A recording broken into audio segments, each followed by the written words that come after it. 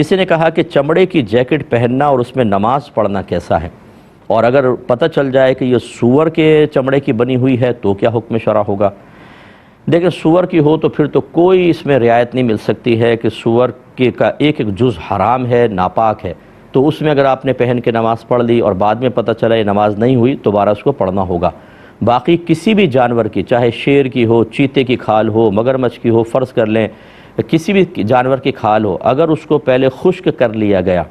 یعنی کھال اتار کر اس کی تری وغیرہ بالکل ختم کر دی گئی، اس کو شرعی اصطلاح میں کھال کو پکا لینا کہتے ہیں، دباغت کا عمل کہلاتا ہے۔ عربک میں لفظ دباغت استعمال ہوتا ہے کہ ایسا کوئی بھی طریقہ اختیار کرنا جس سے تمام تر رطوبت نکل جائے، اس کی وہ مطلب بدبو وغیرہ خارج ہو جائے، جیسے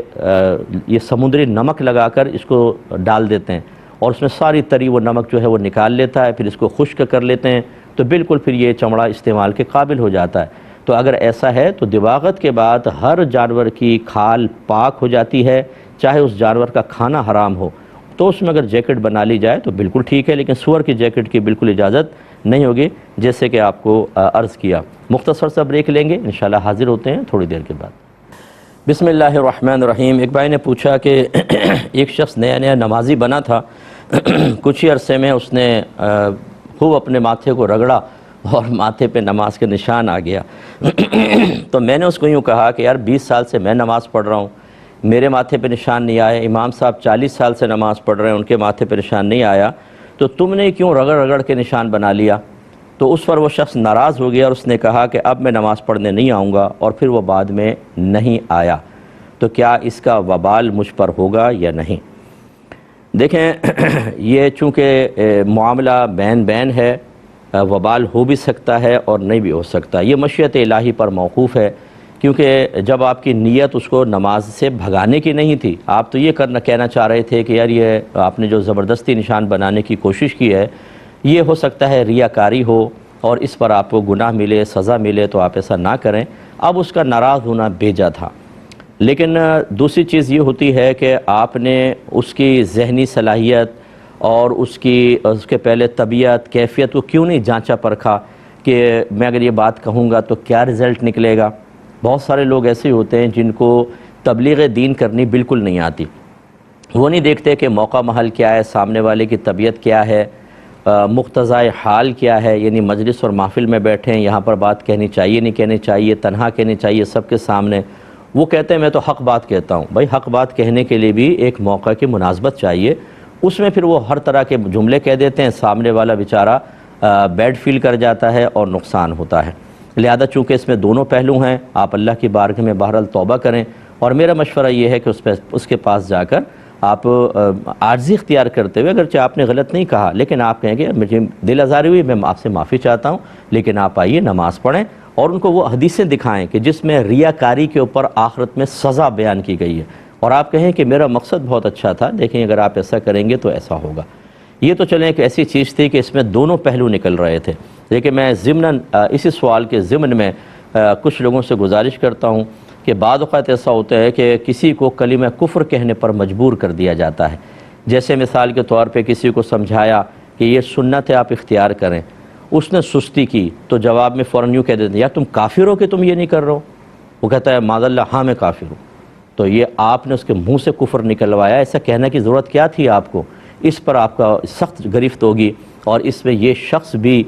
سخت وبال میں گرفتار ہوگا۔ احتیاطاً اس کو تجدید ایمان، تجدید نکاح کرنا چاہیے، اور اس شخص کو بھی جس طرح ہو سکے راغب کریں۔ دوسری چیز ہوتی ہے کہ قصد و ارادہ کسی گناہ میں مبتلا کرنے کا ہوتا ہے، جیسے اسکولز میں، کالجز میں، یونیورسٹیز میں، اسی طریقے سے سوشل میڈیا پر دوستیاں ہو جاتی ہیں اور گروہ ہوتے ہیں باقاعدہ، یا بعض اوقات انڈیویجولی طور پر دوسرے کو شریف بچہ ہے، شریف بچی ہے، اس کو گناہ کے اندر لگانا، گناہ کا عادی بنا دینا، گندی چیزیں دیکھنا، گندا سننا، گندا بولنا،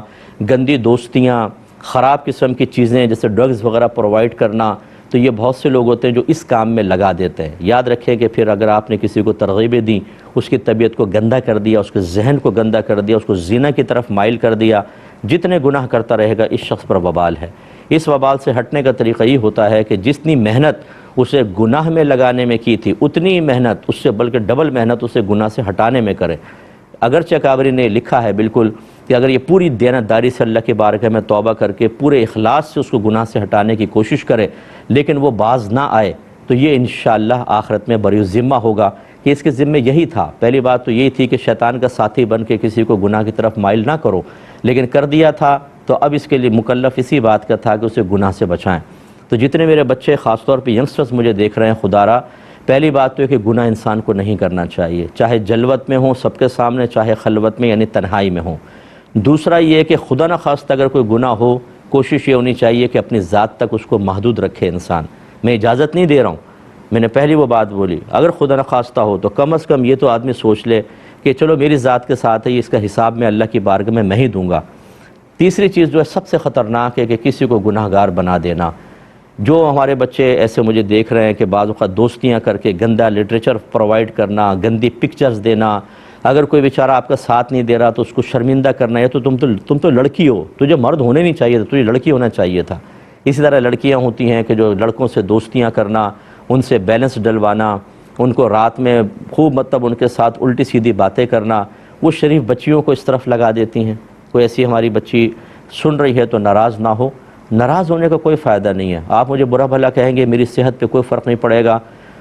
غیبتیں کریں گے، چغلیاں کریں گے، میرے نام اعمال میں آپ کی نیکیاں آ جائیں گی، لیکن آخرت میں آپ وبال کو ٹال نہیں سکتے۔ اس لیے ہر ایک جو مجھے سن رہا ہے غور کرے، کیا اس نے اپنے خاندان میں، دوست احباب میں، کسی بھی مقام پر کسی کو گناہ کا راستہ دکھایا، کسی جگہ کی رہنمائی کی، ادھر چلے جاؤ، یہ لنک لے لو،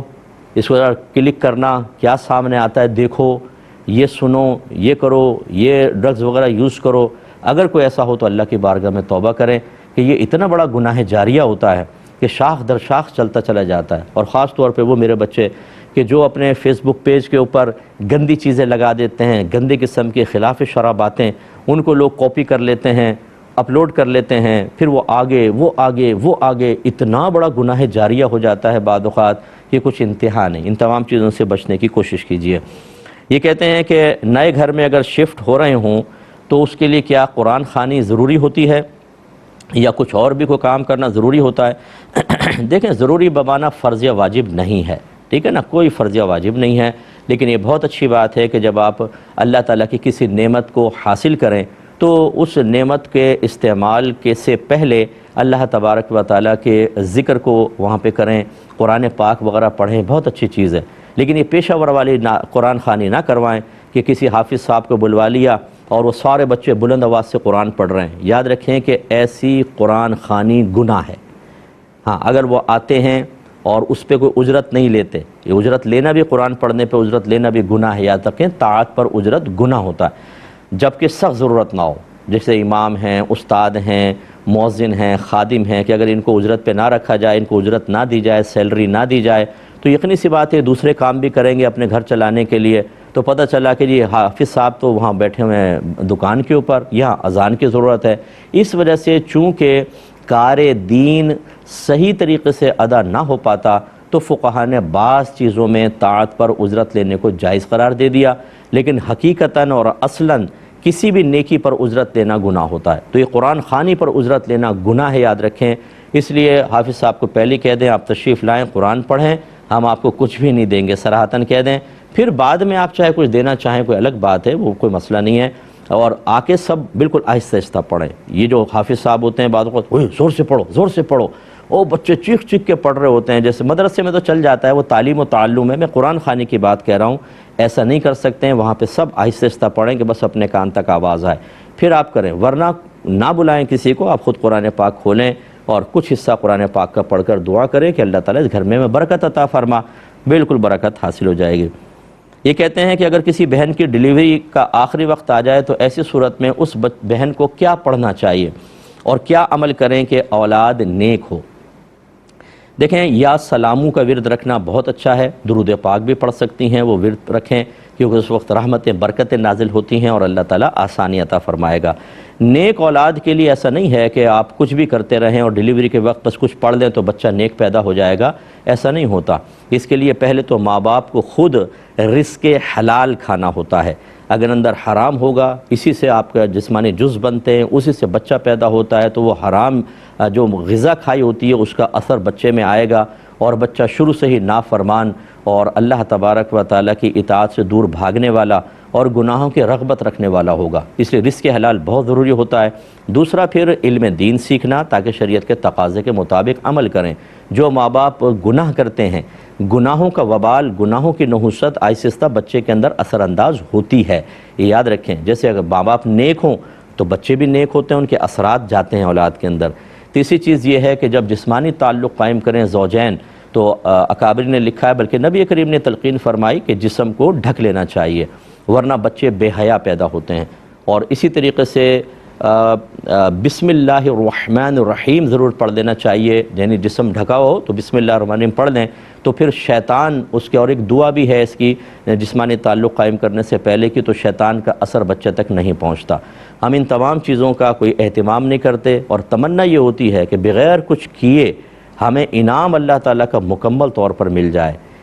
تمنا بہت اچھی ہے، اس کا انکار نہیں ہے، لیکن آپ خود سوچ سکتے ہیں اگر آپ کو ڈیفنس میں گھر بنانا ہو، کروڑ پتی بننا ہو، آپ کو بہنوں کو زیور لینا ہو، تو خالی بیٹھ کر تمنا کرنے سے تو نہیں ہوتا نا، کوشش کرنی پڑتی ہے، تب کہیں جا کر کچھ ہوتا ہے۔ ایسے ہمارا مذہب اسلام نے ہمیں تعلیمات دے دی ہیں، ان تعلیمات سے ہم استفادہ نہ کریں اور پھر چاہیں کہ اولاد نیک ہو جائے۔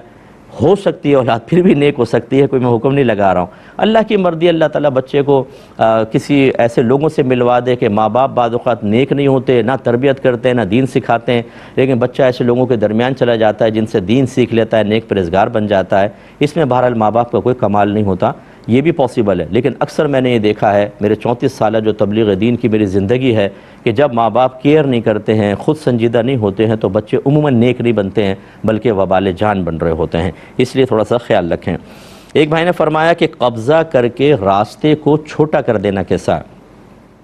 دیکھیں اگر وہ راستہ ایسا ہے کہ اس میں لوگوں کا آنا جانا ہے بہت زیادہ، تو پھر یہ قبضہ کر کے راستہ چھوٹا کرنا گناہ ہے، کہ یہ دوسرے کے حق کو سلب کرنا ہے۔ اور بعض اوقات ایسا ہوتا ہے کہ ایسے راستے ہوتے ہیں کہ سنسان ہوتے ہیں، اس میں کوئی آنا جانا ہی نہیں ہے، اس میں اگر تھوڑا بہت آدمی کوئی کیاری وغیرہ آگے بنا لی، چبوتر آگے بنا لیا کہ کسی کو تکلیف نہیں ہو رہی، کسی کو اذیت نہیں ہو رہی، تو پھر بالکل ٹھیک ہے، وہ کر سکتا ہے۔ اصل یہ ہے کہ آپ کسی کے لیے باعث اذیت اور تکلیف نہ بنیں۔